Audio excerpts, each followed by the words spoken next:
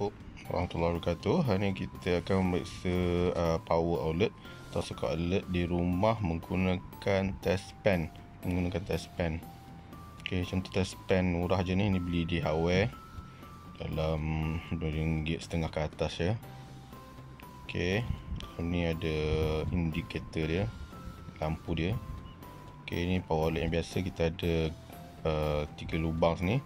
Tapi atas ni ada ground, kita tengok ada ground. Kemudian kita ada neutral, live ni live ya. Okey, kita akan periksa sama ada soket outlet ni okey tidak, gunakan test pen. Okey, kita tengok kita tertutup ya. Untuk safety, untuk live dengan neutral ni lubang ni tertutup untuk mengelakkan macam budak-budak ke buka.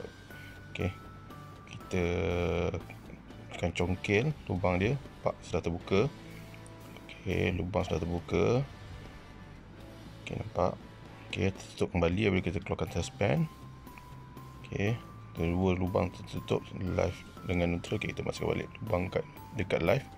Kemudian kita akan tekan switch on. Okey, on. Kita nampak.